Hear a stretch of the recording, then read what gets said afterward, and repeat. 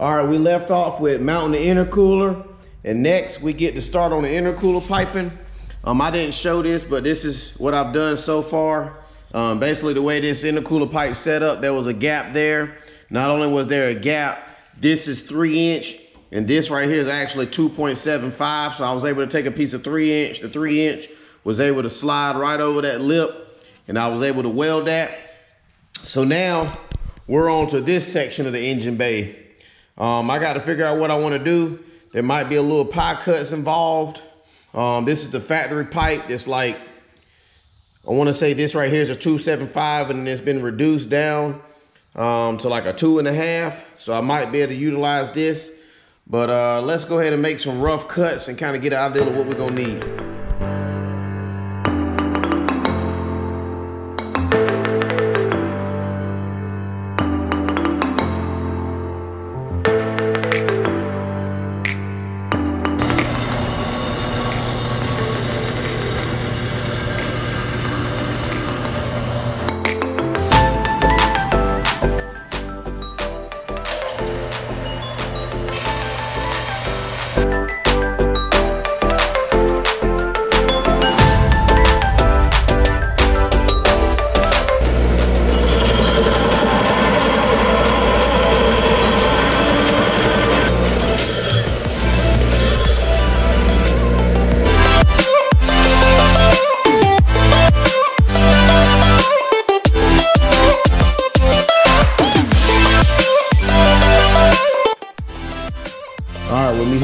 By hand, that's kind of the approach I'm looking for. This black pipe, I'm gonna have to open it up a little bit, and I think I can get away with 2 to maybe 3 pie cuts, maybe cut a little bit off of that to kind of get a little bit smoother transition. So let me open this up real quick and turn you back on. All right, these are the 2 pipe expanders that I'm gonna use to open up this end a little bit more. I got one of them that I believe I got off the Snap-on truck. I think it's, I'll be honest with you, I don't even remember what brand it was. It might be like a Carlisle brand or something like that. And then of course this one here is the trusty, proven Harbor Freight one. This one may be a little too big, so I may end up using this. But all I'm gonna do is use the right socket to go on the end, put it on the inside of that tube, hit that with the impact to open it up a little bit, and then we're gonna compare it. So let me go ahead and knock that out real quick.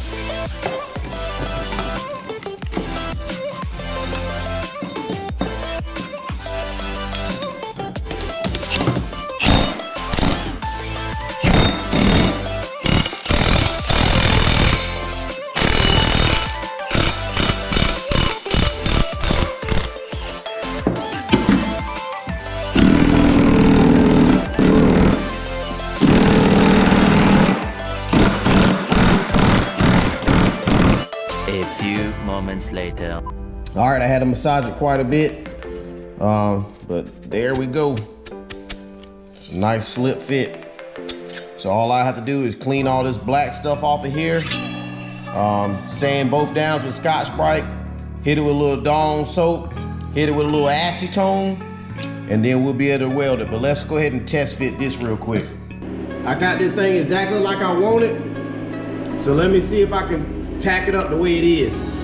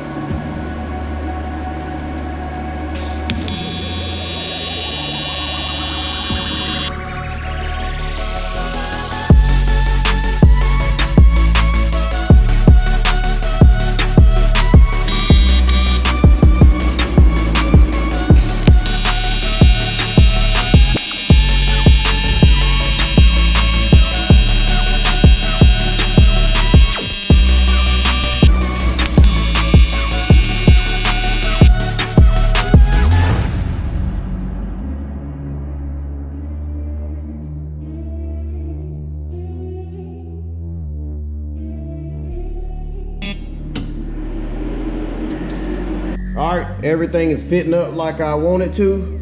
Everything's back into place. So at this point, all I gotta do is join this section here When you get to this point, you kind of just play a guessing game. And when I say play a guessing game, I could easily probably fit a 45 in here. But what I've decided to do, a pie cut is like the new trend. A lot of people do it just because they think it look cool, but the real purpose of pie cutting is so that you can get tight radiuses, or so that you can, you know, basically fill in this small gap. So let me give you a rundown of how I go about making pie cuts. First thing you do is take you a straight piece of piping. In this case, it's a 2.5. You take 2.5 divided by 2, and then you take that measurement and you take you something flat. And the first thing you need to do is find the halfway point on both sides. I've already marked those halfway points with a white Sharpie marker or a paint pen.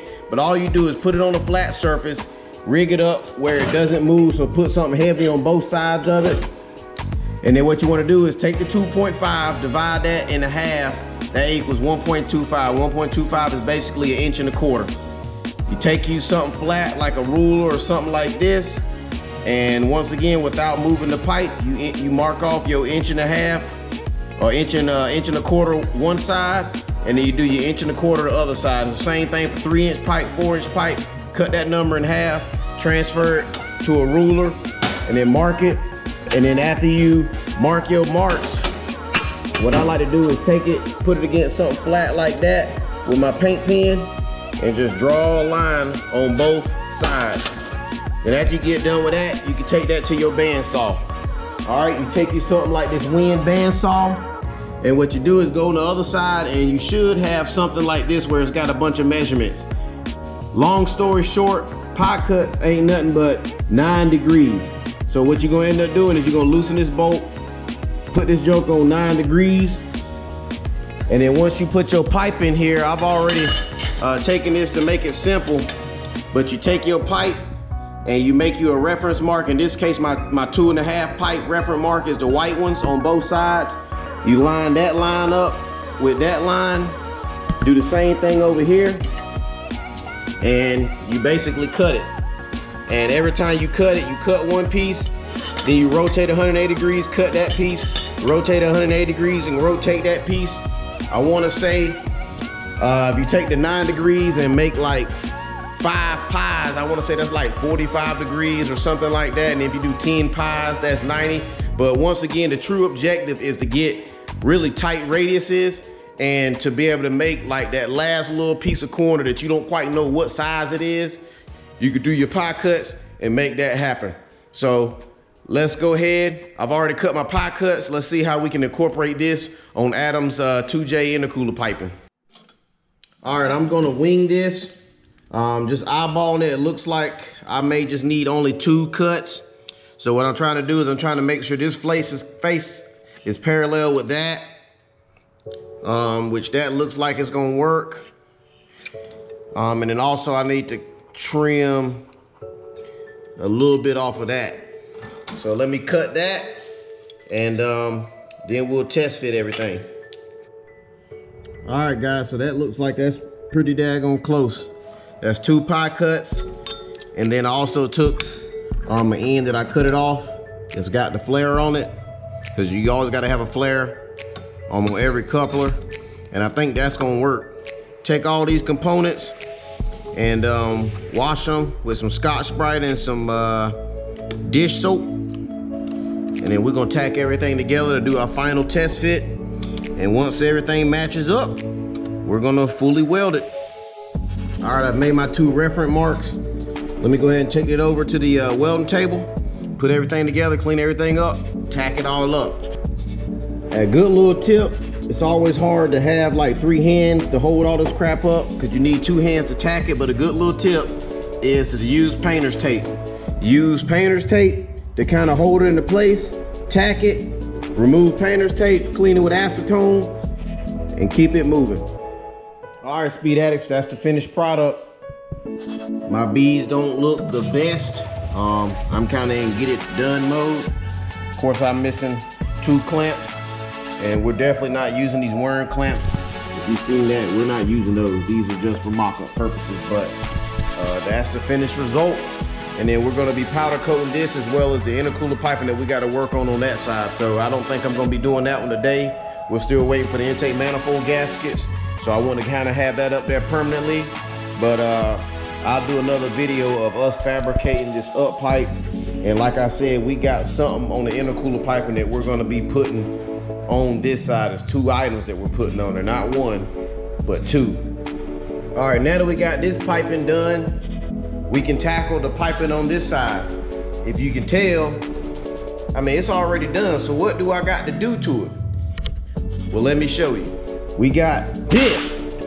Wow, HKS. And what we're doing is we're going with that twin HKS super sequential sound.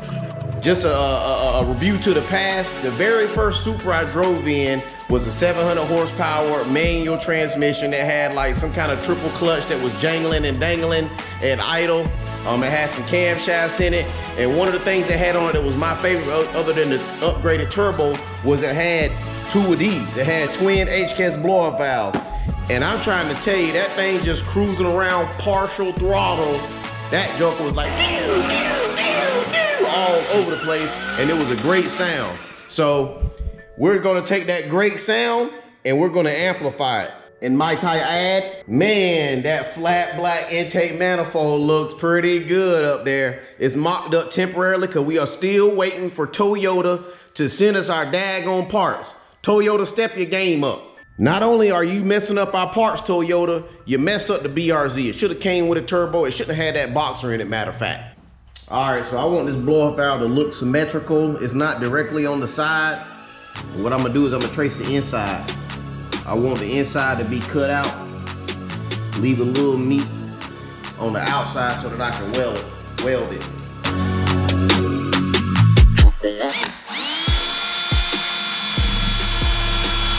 That 5164 coming in handy again. You gotta get you one.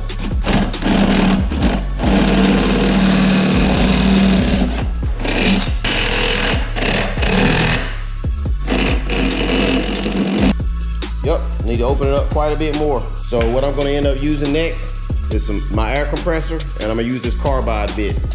And tech tip of the day, when you use a carbide bit, these things are designed for like hard metal, like a steel or something like that. They're not really too good to use on aluminum because aluminum's so soft. You can get a carbide bit where these little burrs in there are wider apart, but I want to try something.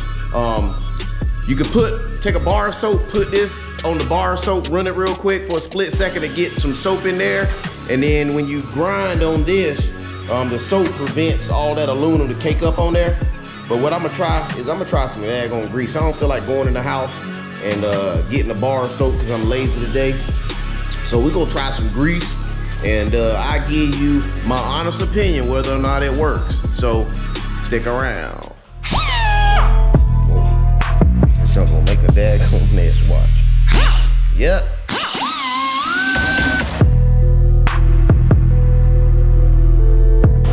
Hey, look at there, it did help.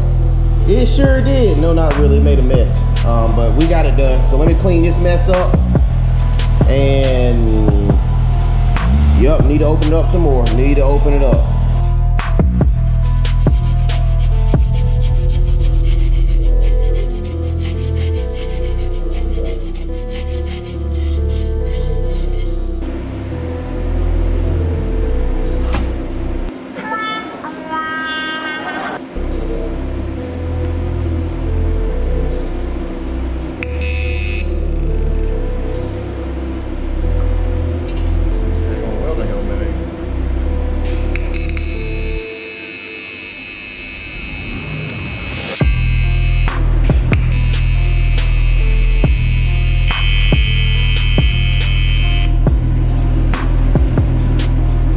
There's my tack. So let me do a couple more and then we'll weld.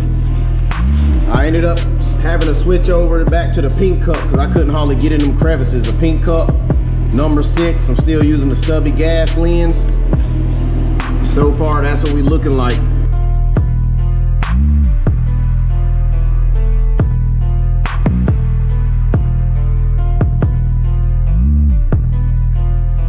All right, Speed Addicts, that's the finished product. Don't look too terrible. I got some good spots right there. Got a couple of bad spots. But for the most part, it looked better than that side, where it looked like somebody just smeared that junk in there. This is all gonna get sanded and it's gonna get powder coated, as well as the piping on that side. So I can't wait to show you guys what that's gonna look like.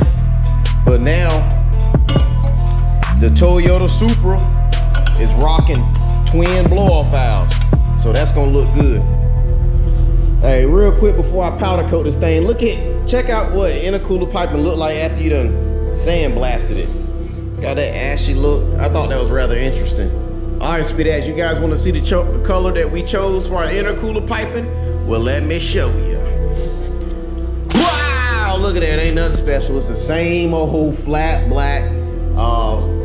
But I mean, it looks tasteful. I mean, flat black is in.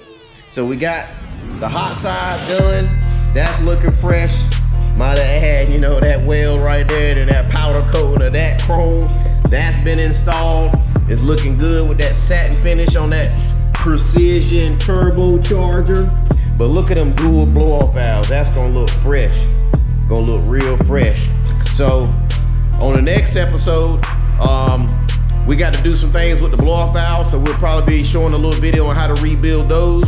And then we'll probably powder coat those as well and install. So stay tuned. That's also gonna be a surprise color. It ain't gonna be flat black. It ain't gonna be bar teal, but it's gonna be a nude color, okay? A nude color. And this color hot. I might actually put this color on some components under my hood. But in the meantime, thank you for hanging out with us today. Stay tuned for the next episode. We got more of the content on this drift build. We repositioned the intercooler, so that's in a good spot. And the next thing we're doing is we got to put on some suspension components. So like I said, hit the subscribe button, hit the like button, hit the notification bell, share this content with your car people, and I will see you on the next one. Thank you.